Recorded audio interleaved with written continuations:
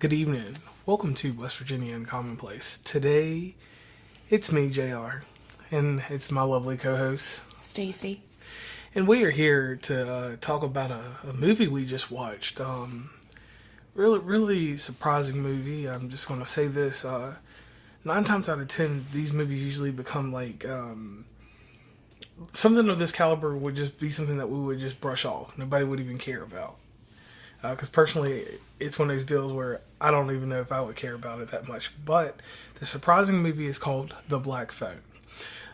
Before we go into any details, I'm going to give Stacy to give our normal disclaimer. So we watched this movie. We're sitting here. We just finished it a few seconds ago. Same thing as always. You know, these are just our opinions. We're going to try not to spoil it too much. If we do, we apologize right now. Definitely recommend to go watch it before you listen to what we have to say, and then come back and see if you agree with this or not. Okay, and first thing, Black Phone. The Black Phone. The Black Phone. All right, one thing I want to give you guys, this movie has Ethan Hawke in it. He is the star of this movie. Ethan Hawke, great films, Training Day. And lastly, the most thing that anybody can remember him from right now is Moon Knight. He was the villain in Moon Knight, and he's a villain in this movie also. I will let Stacy, I'll hand it off to her real quick, and she'll give you a quick little rundown of this movie, and we'll talk about it. Well, first off, I'm going to say I have no idea who that was when you said it, but if y'all know who that is, please don't continue to listen to this until after you watch the movie, because if you know who that actor is, then it just ruined the movie for you. Oh, wow. I guess that can... It can work out in that manner too. So here's a quick little rundown. I'll do my little spit and then I'll pass it back along to my co-host. Basically, this movie, it evolves around the town of Denver, Colorado. And in Denver, Colorado, there's children. It's somewhere around the 1960s or 70s. 78. 78. So 1978. And some things start happening. The normal mysterious van shows up. It's a black van. It's picking kids up. Kids are disappearing. They are not returning home. Right. And you see a lot of this in the preview, so that's not giving anything away. Black van, black phone, obviously, and then you have black balloons. Those are the key points to these movies. Yeah. Or not these movies, but this movie. And with those black balloons, that is something that you want to watch in sequence. If you watch the balloons, it tells an interesting part of the story when something happens. And going into quick character development, there's a brother and sister duo. The brother, it starts off him being a pitcher on a baseball team, and his baseball team losing to a rival team. And the rival team's guy that hits the home run or whatever comes over to him at the end of it and tells him that he has a strong arm and blase blase. So we go further deeper into this. Right. It leads into good things. So you want to make sure you're paying attention to the details. This isn't something that you really want to just play in the background when you're bored or something, you know. You want to pay attention to those fine little details because they'll pop up and you'll be like, oh, I remember why that was important now. All right. And at some point, the kids end up in school. And like I said, the one thing that I did not give away is what happens to the baseball player. That's not part of what we're going to do here. You can watch the movie. So the sister is questioned by the police. And this part of the story was amazing to me because it throws you into a frenzy because there's no explanation why she's questioned by the police until she gets into the office, the principal's office. And then she goes ham on the cops. She does have a foul mouth on her. And this story with the sister, it develops a little bit more. Her and the brother are involved. Brother is basically, he gets picked on. He gets picked on by bullies.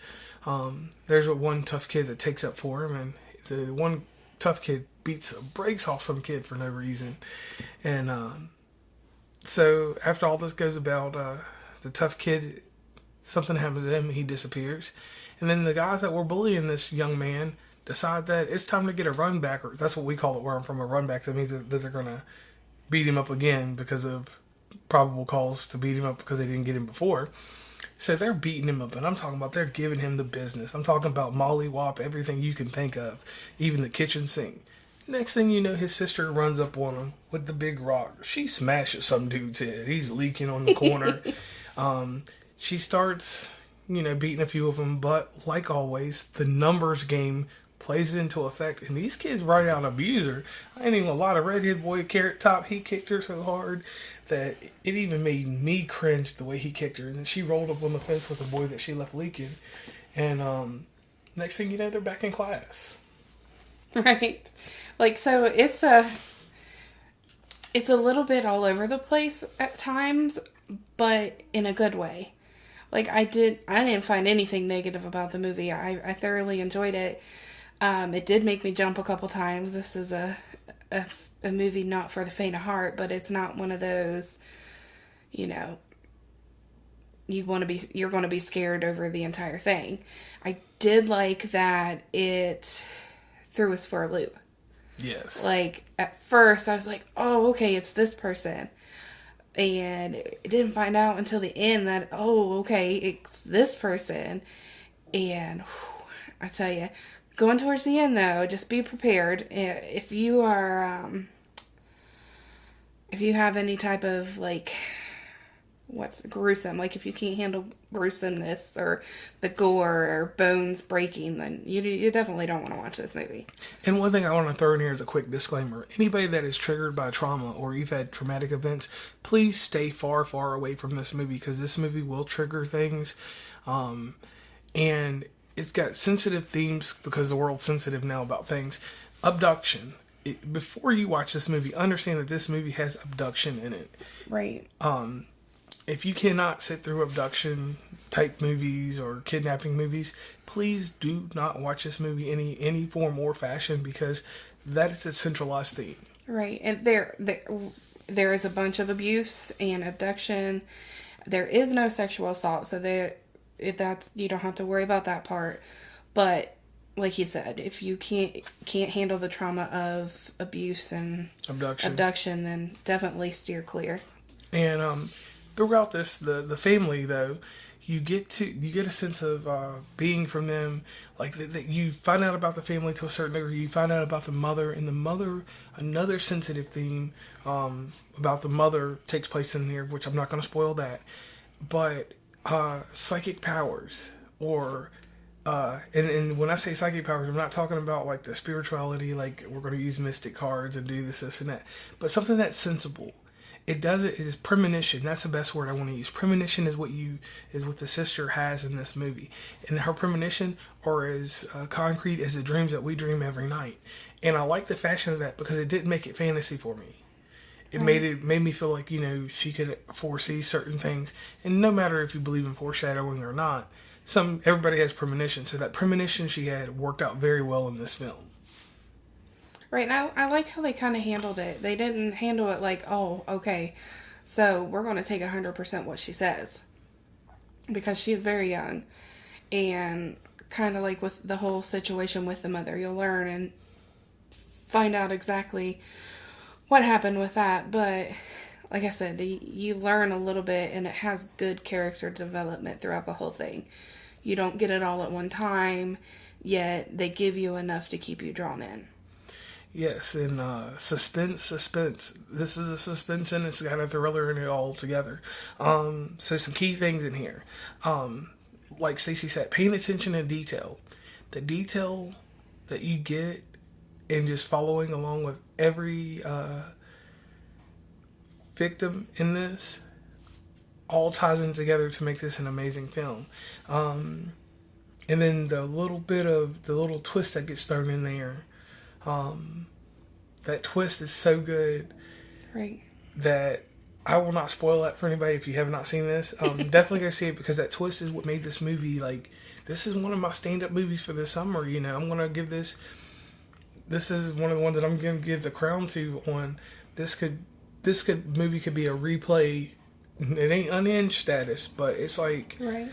It's like just a level under Unhinged. I will watch this again just because I may have missed a few things. Right.